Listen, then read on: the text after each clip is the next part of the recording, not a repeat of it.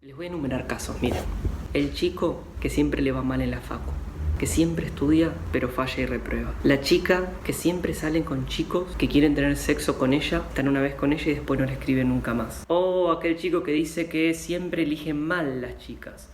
Pero qué mala suerte que tengo yo porque siempre que llego a un laburo nuevo tengo malos compañeros. Ese emprendedor que siempre lo terminan cagando o que siempre termina quebrado y siempre está teniendo nuevas ideas y nuevos proyectos que los empieza a hacer un poquito y después se le caen. Inconscientemente repetimos y sufrimos porque repetimos. Y a veces no nos damos cuenta que repetimos. Y por eso nuestra vida termina siendo una especie de día de la marmota. Termina siendo una especie de loop en donde nos vuelven los mismos problemas. Nos vuelven las mismas circunstancias. Más que no tropezar dos veces con la misma piedra, los humanos tropezamos siempre con la misma piedra, una y otra vez. Siempre metemos la pata en el mismo agujero. Y por ahí tenemos un poco de laburo con nosotros mismos porque somos conscientes de esto y sabemos que tenemos la tendencia a meter la pata en ese agujero. Y nos decimos a nosotros mismos, no voy a meter la pata en ese agujero, voy a ser muy consciente. Esta vez no voy a tomar aquella decisión. Esta vez no voy a reaccionar como siempre. Esta vez va a ser distinto. No voy a meter la pata en el mismo agujero, esta vez no. ¿Y qué me ocurre mientras voy pensando todo esto? Me doy cuenta, veo mi pata, está metida en el mismo agujero. Entonces me enojo y me puteo. Esta cuestión es el centro, es la piedra angular del dolor neurótico. Es la piedra angular de nuestro encadenamiento como sujetos deseantes, porque es la repetición lo que apresa nuestro potencial, el potencial de nuestro ser, nuestro potencial de creación, y nos hace repetir una y otra vez el mismo trauma. La idea de la clase de hoy, que haga esta introducción general, después voy a hacer algunos comentarios clínicos, luego voy a ir al texto de Freud, y luego voy a articular con ciertas cosas de budismo, pequeñas, ¿sí?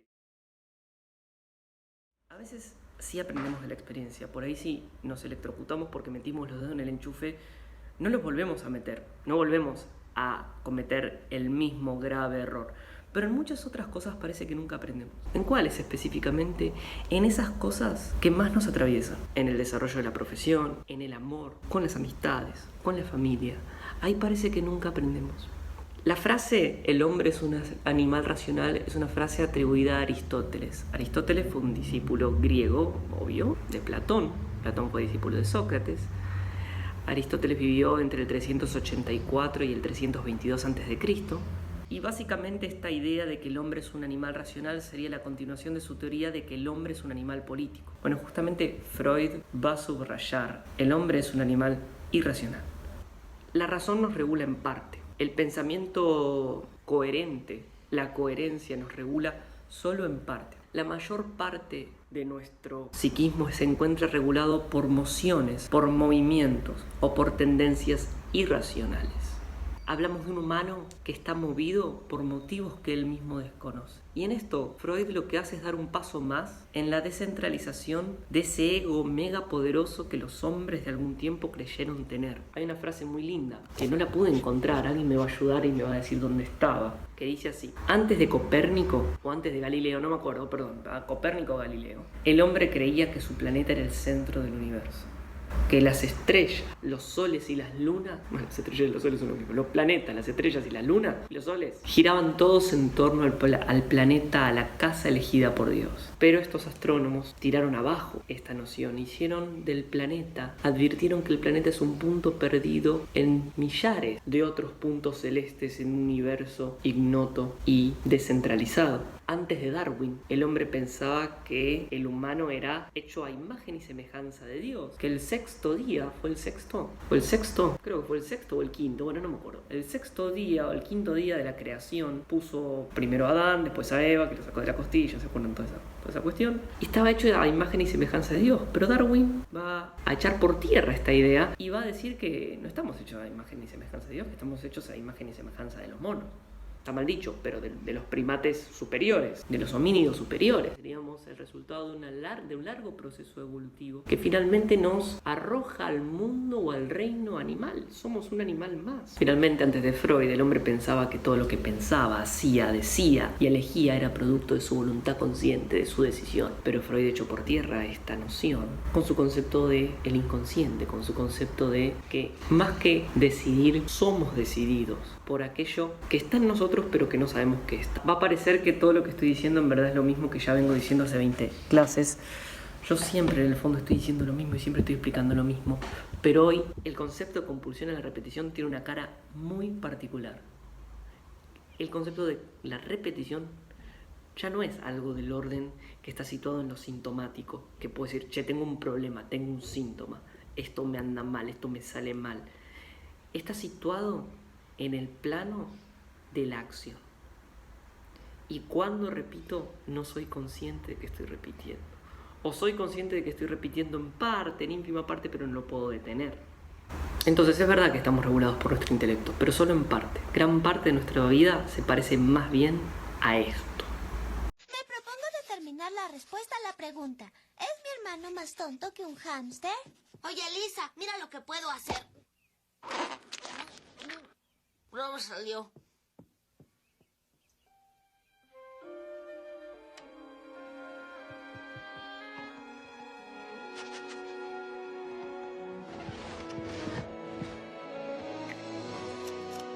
¡Increíble! Va, libros. ¡Ah! ¡Un pastelillo!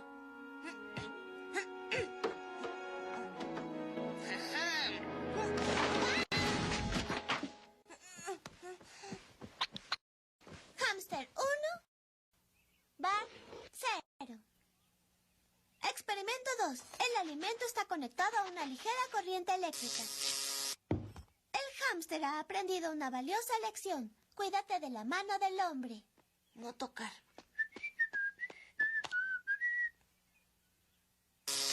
¡Ah! Muy listo, ¿no? ¡Auch! ¡Auch! ¡Auch! Hámster 2, Bart 0. Bart, ve por los pastelillos. Pastelillos, pastelillos, sí, qué ricos pastelillos.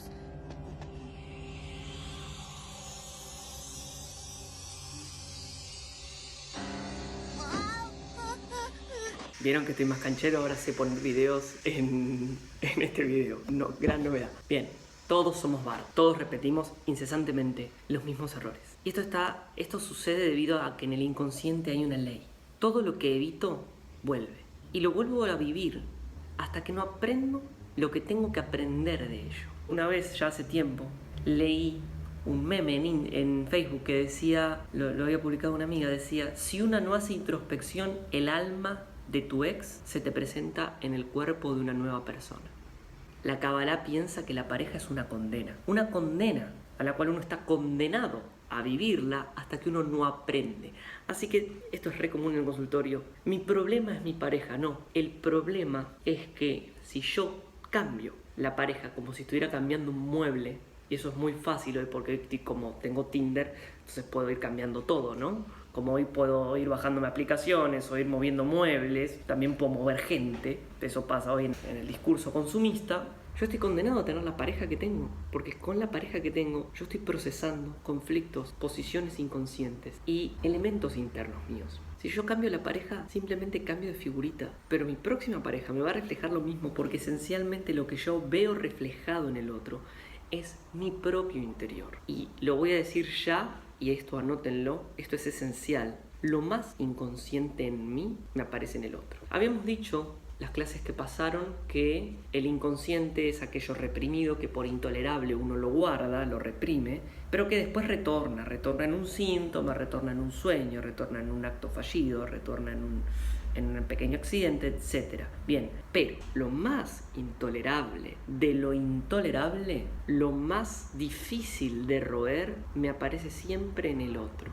es decir, es el otro el que me refleja lo más oscuro de mí mismo. Hace poco alguien me dijo que cuando uno señala a una persona, porque fulano, tal cosa y tal otra, yo no puedo creer cómo hace esto, cómo se le ocurre, mirá lo que está haciendo. Fíjense mi mano, un dedo apunta a fulano, 3 me apuntan a mí.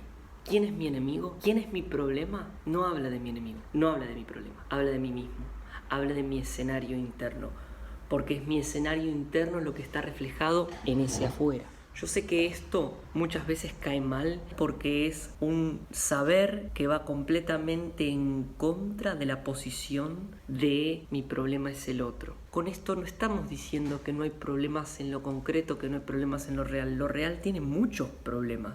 Existe el COVID, existen las tormentas, existen los terremotos, existe la gente mala también. Ahora, el tema no es la existencia de la gente mala, sino, por lo general, cuando alguien se queja de la gente mala, esa persona que se queja de la gente mala está todo el tiempo con la gente mala, hace pareja con la gente mala, vive con la gente mala, no se la puede sacar de encima. No, bueno, porque yo no tengo opción, yo no puedo elegir. La persona va a querer decir que no puede elegir, y es ahí donde está lo más inconsciente de la cosa, porque al yo decir, no, bueno, pero yo no tengo chance, yo me tengo que fumar esto, mi problema es que él no hace tal cosa, mi problema es que él debería hacer tal cosa y no la hace, por lo tanto, si él la hiciera, yo sería un poco feliz. Entonces, si mi mujer cambiara tan solo un poco, un poquito, qué feliz que sería. Mi mujer dice, si yo cambiara un poco, qué feliz que sería ella. Mis hijos, mis amigos, todo el mundo está diciendo que el otro tiene que cambiar un poco, y nunca uno está diciendo que uno tiene que cambiar. Esta forma de ubicar en el otro el problema es la marca registrada de la repetición. Cuando uno escucha en una persona que su problema es otra persona, uno tiene que estar muy atento, porque uno está asistiendo al mayor grado de locura de esa persona, y de cómo esa persona pueda salir de ese grado de locura es cómo va a poder continuar su propio proceso interno. Lo digo de otra manera y lo explico mejor. No hay nada más peligroso que alguien que tiene el convencimiento de que sufre por acción de un otro.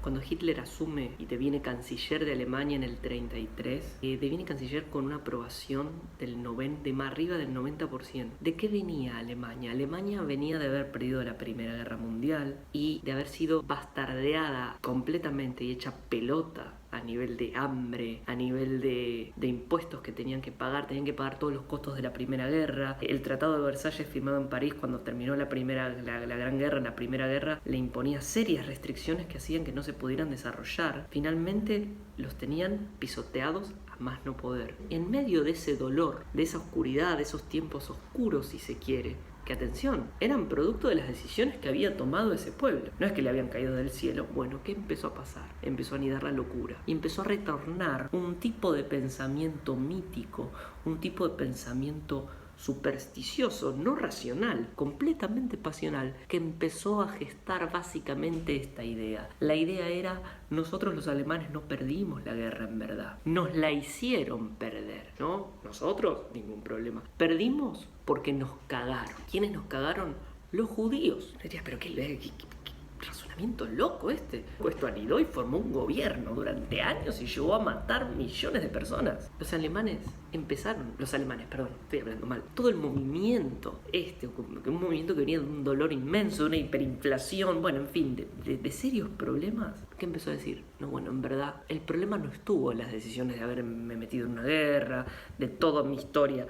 No, el problema fue que los judíos, con el capital, que el judío siempre llega de otra tierra y hace de cualquier lugar su propio lugar y va creciendo en el comercio y nos va chupando la energía nacional, problema de batería, la energía nacional y bla.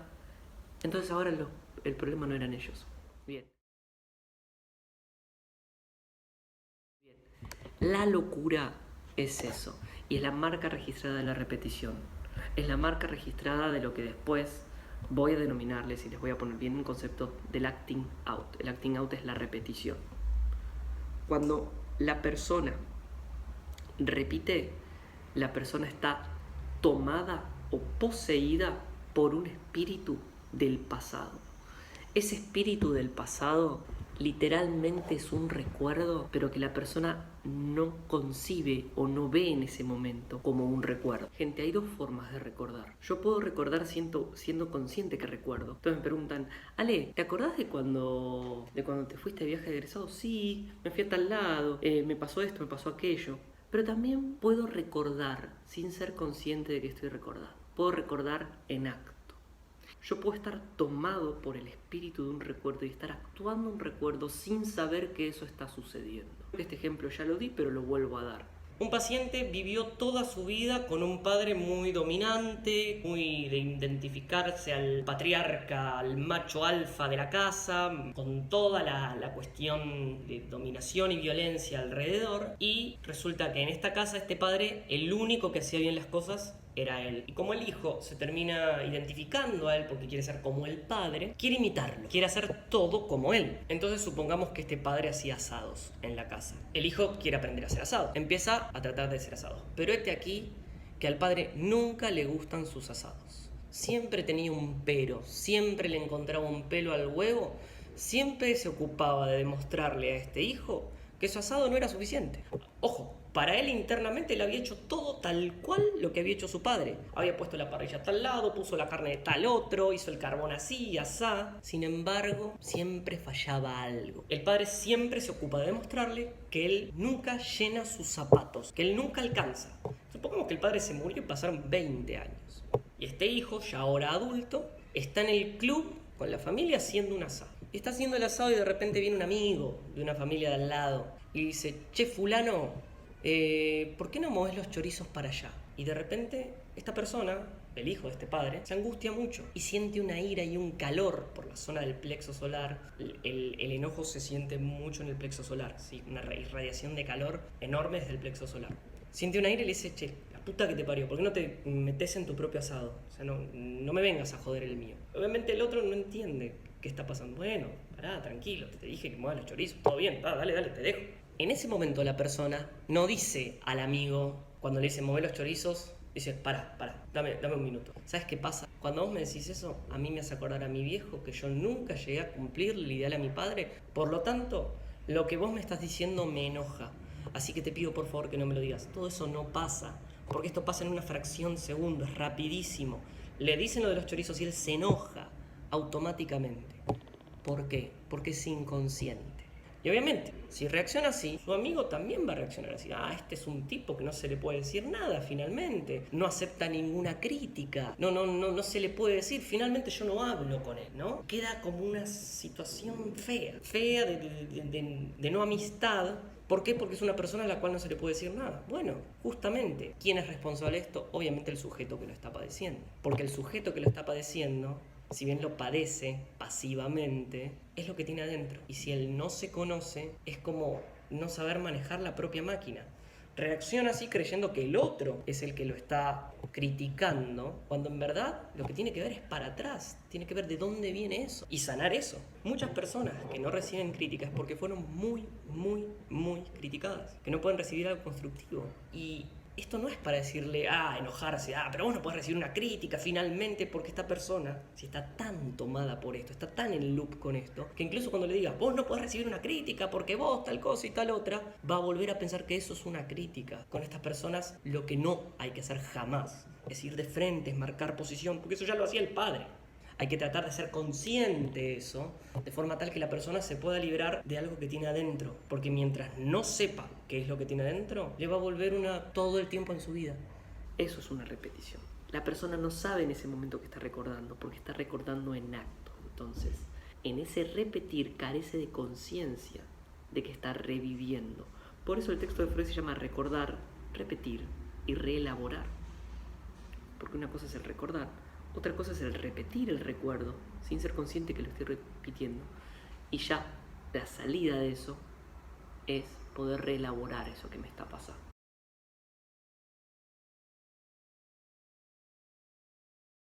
Es esencial entender que en el centro de la repetición uno no tiene conciencia. Y a veces los que tienen trabajo psíquico, introspectivo o analítico o de meditación sobre sí mismos entienden bien cuando arrancan el proceso de la repetición, pero por ahí tampoco pueden frenarlo, porque tenemos que entender que se trata de energías fuertes que poseen al psiquismo y que un chamán diría literalmente que es la posesión de un espíritu, poseen al psiquismo y al cuerpo en el ahora, y refrenar eso es muy difícil porque uno está tomado por esa energía. Bien, mientras menos consciente soy que estoy tomado por esa energía, más cagadas me puedo mandar en ese momento. Mientras menos consciente soy, más cagadas me puedo mandar. Mientras más consciente soy, menos chance de que eso tenga un efecto duradero puedo llegar a tener. Lo explico mejor. Cuando estoy tomado por la repetición, la falta de conciencia es el talón de Aquiles para mi progreso en ese momento.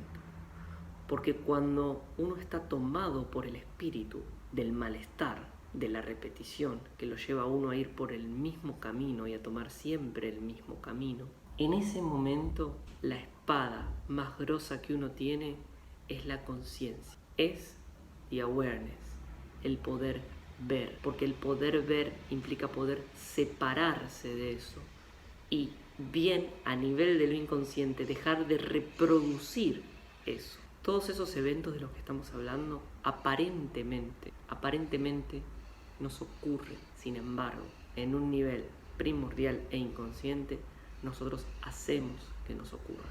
¿Qué pasa si tengo buena conciencia en ese momento? Mientras más conciencia tenga, ustedes tienen que pensar que la espada creció o el músculo psíquico creció. Eso es lo que produce un análisis. Un proceso analítico lleva a que uno sabe que en esos momentos donde uno está al horno, donde uno está pasándola re mal, porque analizarse no tiene que ver, como ya lo dijimos en otro momento, con curarse del mal, sino con que uno mediante su propio trabajo se cura y puede entender qué es el mal interno y cómo salir de él. Bien, uno va teniendo un músculo psíquico, ese músculo psíquico es la conciencia, entonces uno entiende que le está pasando mal, pero uno sabe que eso que le está pasando mal, al ser uno consciente, uno tiene una excelente oportunidad, porque uno se cura solo y en tanto uno deja de repetir en el momento en que uno está tomado. Porque es muy sencillo cuando todo está calmo decir yo no voy a volver a confundirme de esta manera, yo no voy a volver a reaccionar así, yo no voy a volver a gritar, yo no voy a volver a pegar, yo no voy a volver a engañar, etc. Es muy fácil decirlo cuando todo está tranquilo. La prueba de fuego viene cuando uno está tomado a nivel del cuerpo. A ver, erróneamente tomado, ¿no? Porque uno nunca perdió la conciencia, no se trata de que uno está poseído. En parte sí, pero no es que uno perdió la conciencia. Entonces, ¿cuándo es que se produce la verdadera cura?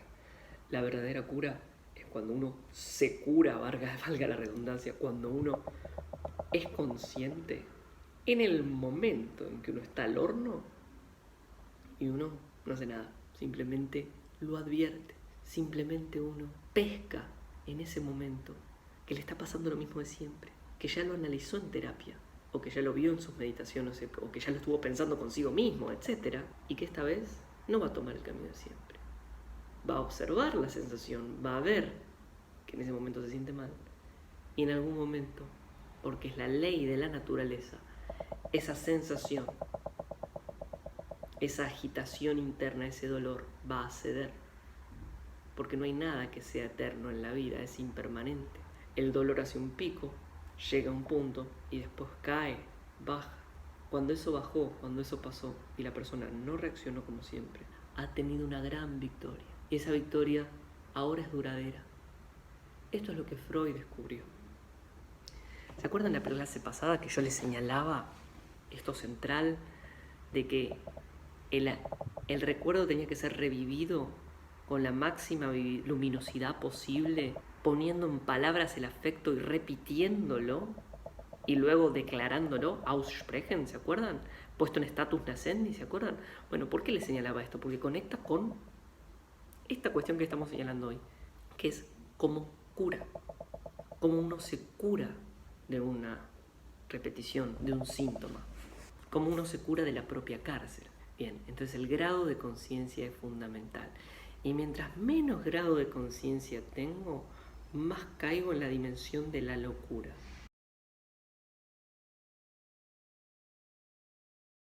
Anótenlo, la locura tiene dos caras. La locura en psicoanálisis no la tenemos que pensar como la psicosis. En otra clase ya hablaré de las estructuras clínicas, de la psicosis, de la neurosis, de la perversión, pero la locura no es igual a psicosis o igual a perversión. Locura, anótenlo, grábenselo, porque esto es central.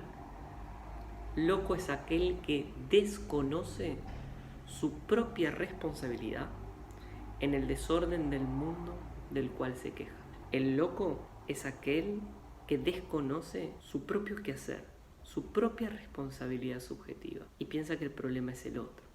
Esa posición tan peculiar de la locura, que es una posición defensiva muy compleja y que a veces cuesta mucho trabajar con un paciente que está tomado por esto, porque es difícil muchas veces mostrarle a un paciente que su problema no es su pareja, que su problema no es lo que el otro le hace o le deja de hacer, sino que es su propia posición.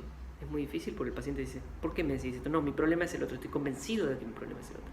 Bueno, esa posición de locura altamente defensiva y altamente resistencial se llama posición del alma bella y es re difícil de trabajar. De a poco y con paciencia el analista se tiene que armar de paciencia y de tiempo para ir desmontando de a poco esa posición. La posición de yo sufro porque él, yo sufro porque ella, yo siempre soy el último orejón del tarro, a mí siempre me cagan. ¿Te das cuenta? ¿Por qué todos tienen y yo no? ¿Por qué a todos les va bien en la facultad y a mí no? ¿Por qué a mí me va mal? Bueno, en fin, muchos otros ejemplos puedo dar. La posición del alma bella coincide entonces con la bella indiferencia, porque en tanto yo no soy el problema, yo soy rebelde porque el mundo me hizo así, yo no tengo nada que ver. En tanto yo no soy el problema es el otro, y esto es lo que decimos que es muy peligroso. Eso es una persona loca, es una persona que en ese momento no se está analizando y tiene tendencia a repetir y a entrar en acti. La otra posición altamente defensiva y resistencial, y anótenlo también, es la infatuación. La infatuación tiene que ver con un acrecentamiento del ego, un engordamiento del ego, que hace que la persona obstruye toda posibilidad de análisis y de pensamiento y de progreso espiritual, porque se convence a sí mismo o a sí misma de ser esto o lo otro. Es un engorde identitario que puede ir por la positiva o puede ir por la negativa.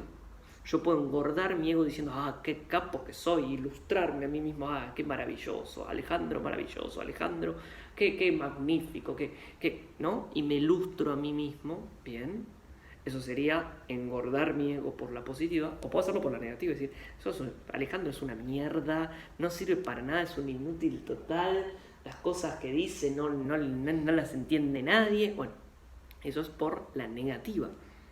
Me estoy haciendo un engordamiento egótico a partir de un carácter o de un juicio negativo sobre mí mismo. Bien, eso también es una posición altamente defensiva y también me lleva a la repetición. En tanto yo crea en que mi problema es el otro o que yo soy lo que digo ser, estoy en un problema. Toda persona que crea demasiado ser quien dice ser es una persona loca. Vamos a suponer un chico de una clase media trabajadora que tiene en su mente el ascenso social y quiere ser parte de la sociedad más acomodada y por lo tanto pasa de su barrio de toda la vida con sus amigos, con el club del barrio, a estudiar una carrera de las clásicas, como les dije en algunas otras clases, de las clásicas de ascenso social, contaduría, medicina, ingeniería, bla. Después de esa carrera se va a vivir a Palermo, porque obviamente se va a vivir a Palermo, se toma el subte, se viste de joven profesional y un día va caminando por la calle y ve a alguien tomando un helado y le surgen las ganas de tomar un helado, pero inmediatamente piensa, no da que yo tome un helado. ¿Y por qué no da que yo tome un helado? Y no porque yo soy un joven profesional. ¿Cómo voy a ir caminando con un helado por la calle? No, yo tengo que ir con un café de Starbucks, y en el subte D o en el subte B. ¿Qué pasa ahí? Está armando su imagen, armando su engordamiento egoico para ser. Eso es locura.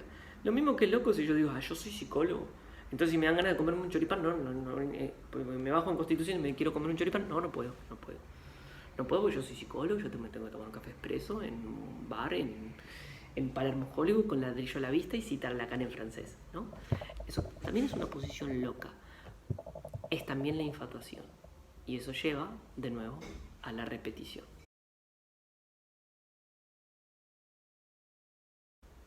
El centro de la repetición, entonces, no es el cerebro, no es la corteza, no es el pensamiento racional. ¿Saben dónde se produce el flujo grosso de la repetición? Se produce en la panza, se produce en el bajo vientre, se produce en el estómago, se produce en las glándulas suprarrenales, que es donde se segregan, básicamente, todas las series de reacciones y desencadenamientos emocionales que solemos tener ante situaciones complejas. Nosotros le ponemos demasiado peso al cerebro, demasiado peso al corazón, ¿no? Entonces decimos, el psicólogo trabaja cuestiones de la cabeza, voy al techista, como ir al psicólogo, ¿no? O a algo del orden afectivo y nos agarramos el corazón. Pero no está en lo afectivo. Cualquiera que tenga trabajo corporal consigo mismo, que haya hecho yoga, o que haya hecho meditación, o que haya hecho análisis, se va a dar cuenta que el centro emocional está en la panza. Que, bueno, ahí se dice, está la frase, tenemos como un segundo cerebro en la panza y procesamos con todo nuestro vientre nuestras pasiones. Pueden estudiarlo esto, pueden googleenlo, les paso data, la relación entre la glándula suprarrenal y las emociones. Es re interesante para estudiar psicosomática.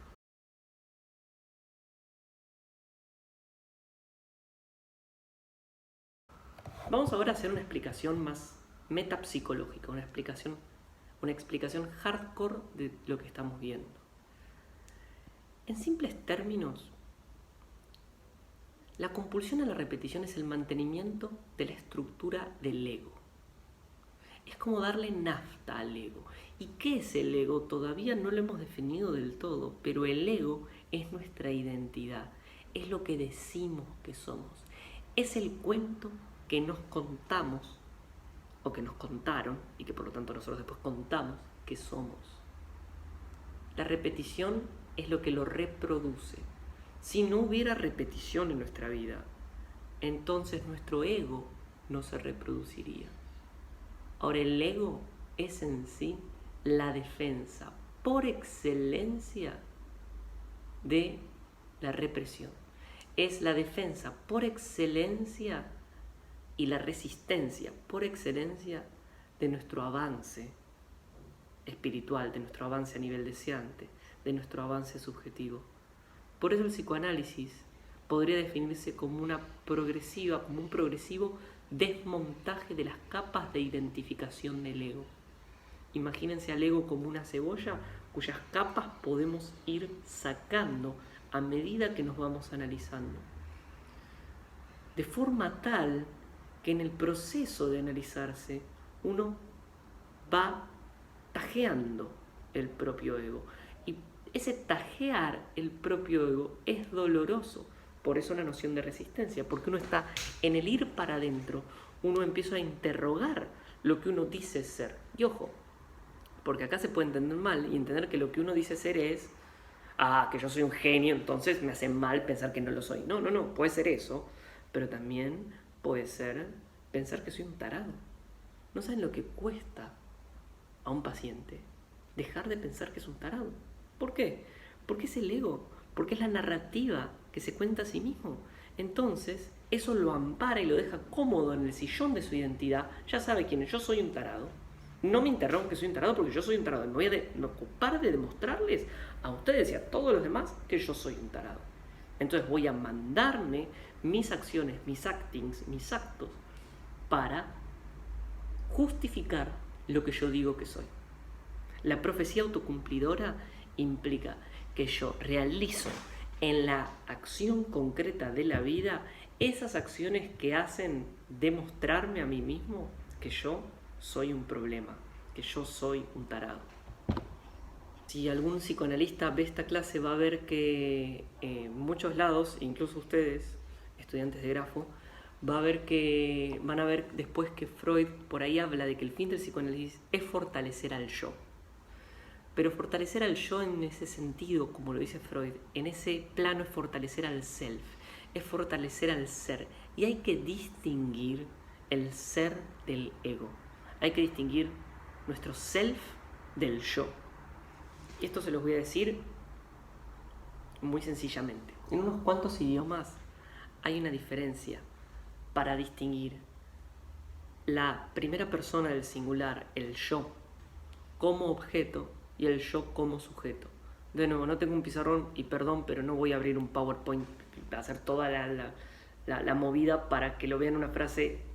Simplemente se los cuento, así, rápido. Piensen en esta frase. Piensen en, me miro un espejo, ¿no? Miro un espejo y digo, yo sé que ese soy yo. Me miro ahora en la pantalla, pero yo me estoy mirando ahora en la pantalla. Yo sé que ese soy yo, me digo. Analicemos juntos sintácticamente la oración. Yo sé es el sujeto. Sé es el verbo saber, ¿no? Yo es el sujeto. Yo sé que ese soy yo. El primer yo no es el mismo que el último yo. Es la misma palabra, pero su posición sintáctica no es la misma, porque el segundo yo está puesto en objeto directo. Es el yo como objeto. Yo sé que ese soy yo. En castellano, nosotros no usamos dos palabras para distinguir esas dos dimensiones del yo, en tanto sujeto y objeto, pero en otros idiomas sí. ¿Cómo sería en inglés?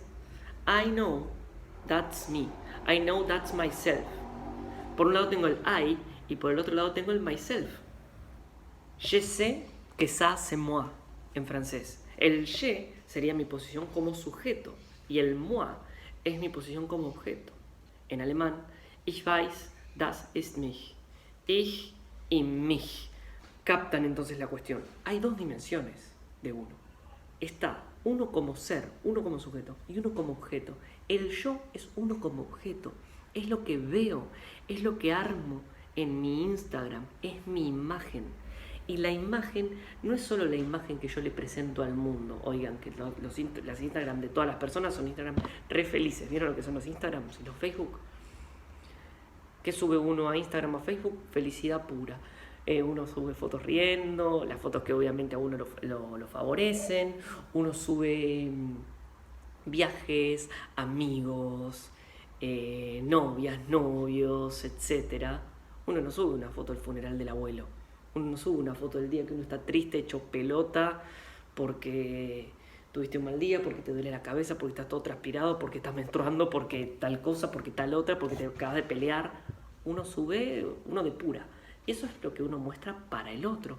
Pero también está lo que uno se cuenta a uno mismo que uno es. Y eso que uno se cuenta a uno mismo que uno es, esas ideas que uno tiene acerca de uno mismo, es también el ego. Es lo que uno desmonta en un trabajo analítico. Porque uno va al consultorio de analista y uno dice, pero yo finalmente soy un tarado, porque tal cosa y siempre me confundo. Y el analista ahí va a tener que interrogar eso. Porque en tanto la persona esté diciendo yo soy un boludo y no sirvo para nada, no se está analizando, no está recordando, no está siendo consciente, está repitiendo. ¿Qué está haciendo? Se está pegando. Muchas veces, muchos pacientes hacen un pseudoanálisis. Obviamente que uno tiene que estar avivado y despierto para señalar esto cuando ocurra. ¿Qué es un pseudoanálisis? Hacen como que se analizan, pero en verdad se están pegando. No, porque, ay, claro, como yo tengo problemas con mi madre de chiquito, entonces a mí me pasa esto siempre con las mujeres. Hay que ser boludo, pero qué historia tan de mierda que tengo yo. Bueno, eso no es análisis. Eso es un juego intelectual que está enmascarando un golpe, un latigarse a sí mismo. ¿Vieron como los religiosos de otro tiempo que se autoflagelaban? Se latigan a sí mismos por mi culpa, por mi gravísima culpa.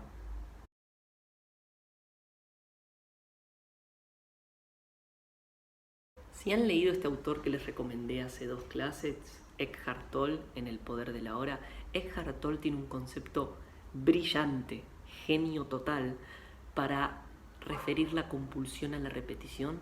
Él le llama cuerpo del dolor. A mí me encanta y la recontra uso en mi vida cotidiana, con mis pacientes, con mis amigos, porque me parece una definición re linda y re bien explicada de lo que es la repetición. Voy a tratar de leérselas. Voy a tratar de encontrar el capítulo del cuerpo del dolor y leerles un poquito de él. Capítulo 5. El cuerpo del dolor. En su mayor parte, nuestro proceso de pensamiento es involuntario, automático y repetitivo. No es más que una especie de estática mental que no cumple ningún propósito real. Estrictamente hablando, no pensamos, el pensamiento es algo que nos sucede. Cuando decimos yo pienso, está implícita la voluntad. Implica que tenemos voz en el asunto, que podemos escoger. Sin embargo, en la mayoría de los casos no sucede así. La afirmación yo pienso es tan falsa como la de yo digiero o yo circulo mi sangre.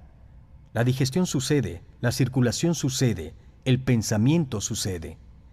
La voz de la mente tiene vida propia. La mayoría de las personas están a merced de esa voz, lo cual quiere decir que están poseídas por el pensamiento, por la mente. Y puesto que la mente está condicionada por el pasado, empuja a la persona a revivir el pasado una y otra vez. En Oriente utilizan la palabra karma para describir ese fenómeno. Claro está que no podemos saber eso cuando estamos identificados con esa voz. Si lo supiéramos, dejaríamos de estar poseídos, porque la posesión ocurre cuando confundimos a la entidad poseedora con nosotros mismos, es decir, cuando nos convertimos en ella.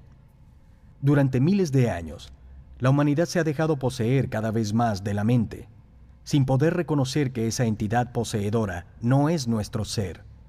Fue a través de la identificación completa con la mente que surgió un falso sentido del ser, el ego. La densidad del ego depende de nuestro grado, el de nuestra conciencia, de identificación con la mente y el pensamiento. El pensamiento es apenas un aspecto minúsculo de la totalidad de la conciencia, la totalidad de lo que somos. El grado de identificación con la mente varía de persona a persona. Algunas personas disfrutan de periodos de libertad, por cortos que sean, y la paz, la alegría y el gusto por la vida que experimentan en esos momentos hacen que valga la pena vivir. Son también los momentos en los cuales afloran la creatividad, el amor y la compasión. Otras personas permanecen atrapadas en el estado egotista. Viven separadas de sí mismas, de los demás y del mundo que las rodea. Reflejan la tensión en su rostro, en su ceño fruncido o en la expresión ausente o fija de su mirada. El pensamiento absorbe la mayor parte de su atención de tal manera que no ven ni oyen realmente a los demás.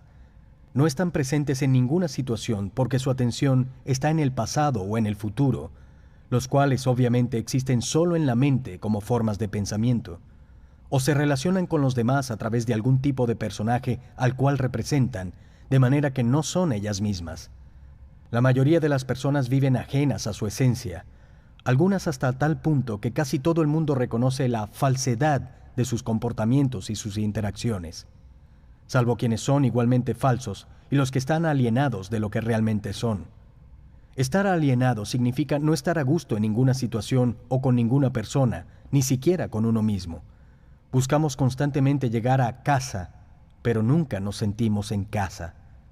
Algunos de los más grandes escritores del siglo XX, como Franz Kafka, Albert Camus, T.S. Eliot y James Joyce, reconocieron en la enajenación el dilema universal de la existencia humana, el cual probablemente sintieron profundamente, de tal manera que pudieron expresarlo magistralmente a través de sus obras. No ofrecen una solución, pero nos muestran un reflejo del predicamento del ser humano para que podamos verlo más claramente. Reconocer ese predicamento es el primer paso para trascender. ¿Vieron qué bien calza? Esto que les acabo de mostrar no fue el capítulo al final, fue un pequeño videíto, pero ¿vieron cómo cualquiera que investigue a fondo y se meta a investigarse a sí mismo y haga un viaje a su interior, ya sea en psicoanálisis, en meditación, en lo que sea, va a encontrar esto mismo? Le podemos decir cuerpo de dolor, le podemos decir repetición, le podemos decir acting out, le podemos decir karma. Ahora voy a cerrar esta clase haciendo un pequeño comentario sobre budismo, que creo que es un discurso que la tiene demasiado clara con esto. Algo más. El bullying es cuando se produce, cuando un chico no se puede separar de su ego, de su proceso identitario. Hace un tiempo, cuando iba al instituto, el instituto todavía quedaba en otro lado, no en el actual, salgo del cónsul, me voy al subte y tengo que pasar por una escuela, ¿no? Me paro en un semáforo y había 2 chicos y justo se aproximaba un amigo de ellos, claramente era su amigo, se notaba que era parte de ese grupo, que iban a la escuela. Adolescentes de unos 17 años. Bueno, este chico que se aproximaba era un chico con una hiperobesidad mórbida, muy gordo, con claramente problemas de salud. Se va acercando y uno de estos chicos le dice: ¿qué haces, gordo de mierda? Y yo escucho, ¿no? Viendo a ver cómo reaccionaba este chico. Y lo que el chico le dice, le responde es: ¿qué haces, puto? ¿Todo bien? Le da la mano. Se acabó. No hay bullying. Les recomiendo un pequeño audio, lo debería buscar, de Hernán Casiari, no sé si lo conocerán. Después se los puedo pasar, que se llama Gordo de Mierda, creo, o algo así.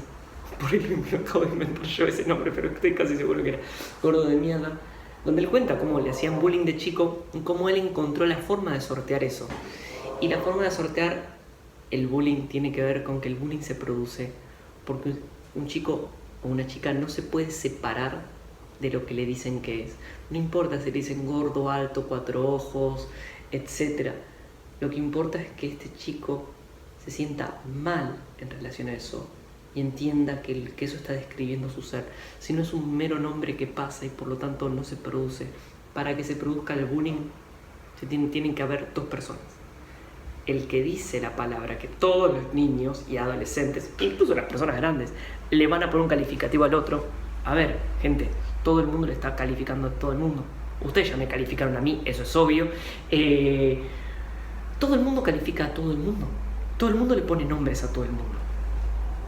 Pero se requieren 2 personas. El que pone el nombre y el que acepta el nombre. Si yo internamente siento que soy un boludo, voy caminando por la calle, gritan boludo y me doy vuelta porque pienso que me están llamando a mí. Yo trabajaba en un centro de día que, me acuerdo, me acaba de venir esto a la memoria. Una paciente tenía una esquizofrenia galopante y yo estaba a cargo de una salita de todos chicos autistas o con oligofrenias, estos retrasos madurativos, retrasos mentales severos, y la habían puesto, no encajaba para nada en ese grupo, ya tendría que haber estado en otro, en fin. Así que era un malabarismo, tenía que hacer intervenciones, era... y en un centro de día yo era... tenía un nombre esta función. Estaba el auxiliar de sala, bueno, y el encargado de sala o encargado de grupo, bla. Y tenían los chicos con retraso madurativo y esta chica con esquizofrenia. Y en un momento, porque no le presto atención a esta chica, porque no daba abasto, la chica se enoja, entra en una crisis fuerte, entra a tirar cosas, me dice: vos, Alejandro, reencarnación de Hitler. Y claro, a ver, yo no tomo eso como que soy eso, ¿se entiende? ¿Por qué? Porque yo internamente no tengo ninguna relación con ese nombre que ella me dio. En cambio, si ella me dice algo que a mí me entra, es porque es algo que yo pienso de mí. Recuerden, todo lo que a uno le digan y a uno le queda pegado y a uno le hace problema, es porque es algo que está pensando uno, no el otro. Si viene, como esta paciente, viene y me dice reencarnación de Hitler, la verdad que yo no tengo nada que ver con Hitler, no me importa.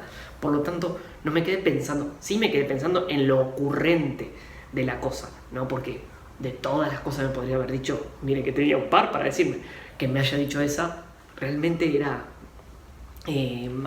peculiar. Pero si uno se queda pegado al nombre que el otro le dio, es porque uno está pegado al nombre. En alguna otra clase ya voy a expandir esta idea. Por último, el budismo es muy interesante. Es un discurso que yo les recomiendo. Si son analistas o si van a ser grafólogos, si ya son grafólogos y están viendo este video, les recomiendo que estudien budismo. Porque es clínica pura. Es un saber de la naturaleza, de la mente y el cuerpo de la hostia. En lo popular, cuando se habla del karma, se habla de la mala suerte. Che, pero qué karma que tenés, que siempre te accidentás, siempre te pasa esto, siempre te pasa lo otro, bueno, siempre elegís mal, lo que ya venimos viendo. El karma indica que el presente que uno vive es el resultado de las decisiones que uno vivió en su pasado. El budismo va a indicar que mi presente es el resultado de un proceso. Ahora, el presente que vivo, más lindo, más feo, viene acompañado de cierta cualidad. Esa cualidad no es eterna. Como todo en la vida, está sujeta a la misma ley, es impermanente. Ya sea que ahora estoy cosechando los buenos frutos de mi pasado y estoy gozando de las buenas decisiones que tomé, por lo tanto mi presente es luminoso. Ya sea que mi presente sea oscuridad y estoy lamentando y pagando todas las malas acciones o las malas decisiones que tomé en mi pasado. Ambos son impermanentes, ambos no son eternos, son efectos del pasado. Todo efecto dura un tiempo y luego desaparece, luego cae, es impermanente. Por lo tanto, mi presente no es tanto el problema, sino lo que yo hago con mi presente, porque lo que yo hago con mi presente es lo que va a determinar mi futuro. Si yo quiero saber cómo fue mi pasado, ¿qué tengo que hacer? Lo que hace cualquier paciente que se analiza, ver su presente, ver cómo se siente en su presente y desde ahí va a poder ver su pasado. Y si uno quiere ver su futuro, ¿qué tiene que hacer uno, según el budismo? Ver también su presente, ver qué decisiones está tomando uno en el presente, porque son esas decisiones las que van a dar fruto mañana. ¿En qué ingresa acá la repetición?